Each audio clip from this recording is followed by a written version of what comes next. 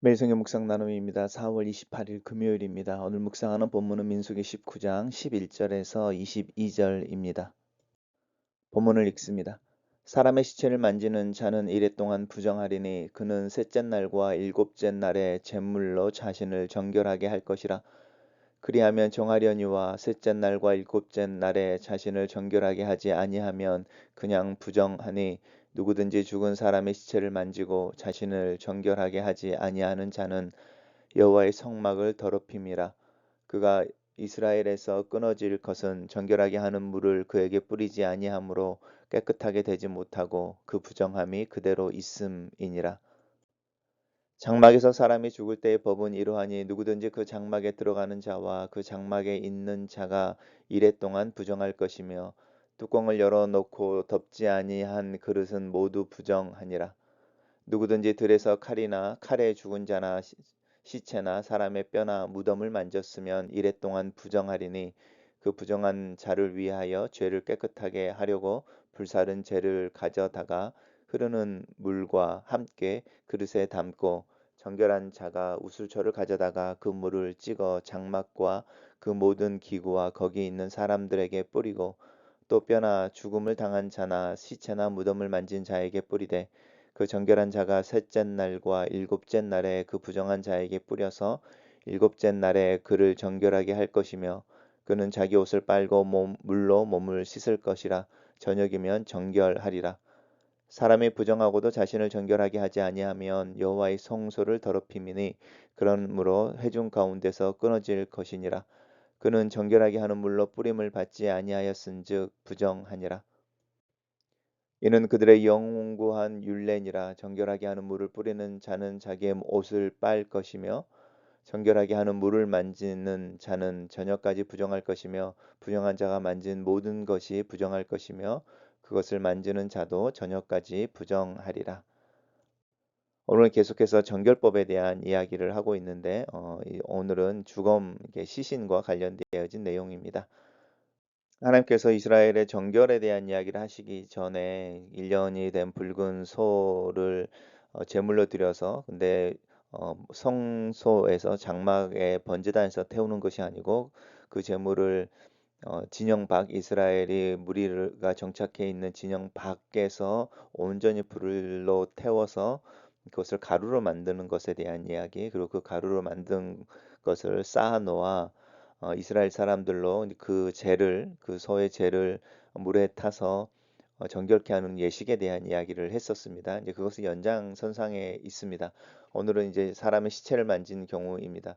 기본적으로 사람의 시체를 만지는 경우는 7일 동안 부정하다라고 이야기하고 있고 정결 예식이라고 하는 그 제물인 거죠. 소를 태웠던 그 재를 물에 타서 만든 이 제물을 셋째 날과 일곱째 날에 자신을 정결하게 하라고 하는 부분입니다. 단순히 우리가 알고 있는 것처럼 종교 법들 중에 이제 제사라든지 또 안식일이라든지 이런 부분들 말고 이 정결이라고 하는 부분은 단순히 종교적인 의미를 넘어서 위생하고 관련되어져 있는 부분이 있습니다. 그래서 이제 특별히 이 주검이라고 하는 시체라고 하는 부분을 만지게 됐을 때에 옮게 되어지는 어떤 병균이라든지 이제 이런 부분하고도 관련이 되어져서 이 3일과 7일이라고 하는 부분들 자신을 점검해 볼 수 있는 기간인 거죠. 그래서 7일이라고 하는 그 어떤 세균이라든지 뭐의 잠복 기간이라고 하는 부분들 속에서 단순히 정결함을 떠나서 위생하고도 연관되어져 있는 부분이 있습니다. 흥미로운 것은 누구든지 죽은 사람의 시체를 만지고 자기를 정결하게 아니하는 자는 하나님의 성막을 더럽힌다. 이렇게 이야기하고 있습니다. 안식일에 성막에 나아가지 않고 또 이제 성막에 가서 제사를 드렸다라는 이런 조건 없이 자신을 정결하지 않는 것이 하나님의 성막을 더럽히는 것이다. 이렇게 이야기하는 부분 저희가 좀 흥미롭게 생각해 봐야 합니다. 우리는 이제 죄라고 하는 부분 또 우리 안에 있는 문제를 내 개인의 죄인 거고 우리 하나님 앞에 나아갈 때 하나님과 관계 속에서 그 순간에 고백해야 되어지는 죄처럼 인식하는 경향이 있지만 이미 우리의 삶은 하나님의 거룩한 임재 안에서 살고 있는 삶이어서 우리가 이제 경험하게 되는 어떤 죄라고 하는 부분은 우리 하나님과의 관계 속에서 이미 하나님과의 관계를 더럽히고 있다. 이런 부분과도 연결되어져 있습니다. 첫 번째 장표가 일반적으로 이제 시신을 만진 사람을 정결케 하는 방법이라고 한다면 그 똑같은 내용입니다. 그 똑같은 내용이 이제 세부적으로 설명이 되어지고 있습니다.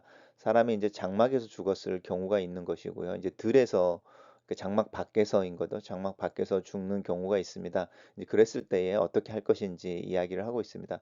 장막 안에서 죽은 사람을 만졌을 때 법은 동일한 것이죠. 그리고 이제 특별히 이제 시신을 만지는 사람은 이래 동안 부정하고 또 뚜껑이 열려 있고 덮여지지 않은 그릇은 부정하다. 이제 이렇게 말하는 부분도 단순히 이제 어떤 정결을 뛰어넘어서 위생과 관련되어져 있는 부분인 거죠. 그리고 이제 들에서라고 하는 부분입니다. 들에서 주검을 만졌을 경우를 설정하면서 동일하게 7일 동안 부정하고 자신을 정결하게 하는 방법은 동일하게 같습니다. 다만 이 정결한 자가 우슬초를 가져다가 그 물에 찍어 장막과 그 모든 기구와 거기 있는 사람들에게 뿌리고 뼈나 죽음을 당한 자나 시신을 만진 자에게 뿌려라라고 하면서 약간 간접적인 접촉을 이야기하고 있죠. 그것을 통해서 정결하게 하는 것에 대한 이야기를 하고 있습니다.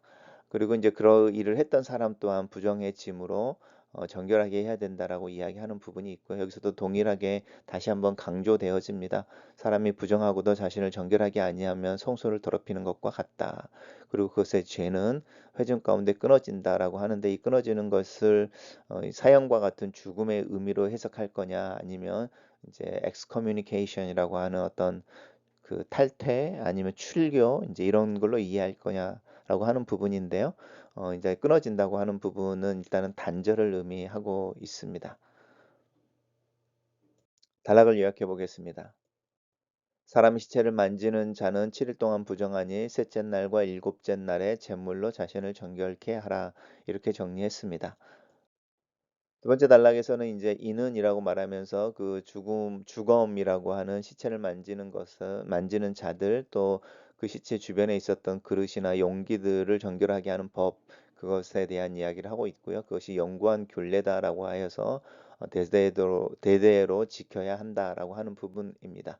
그리고 이제 이 정결하게 하는 물을 뿌리는 자라고 하는 그 7일 동안 부정해진 사람에게 찾아가서 이 정결 예식을 행해 주는 사람이 있는 거죠. 그리고 그때 이제 그 사람의 몸에 나타나는 어떤 증세라든지 이런 것도 관찰하겠지요. 이제 그 사람입니다.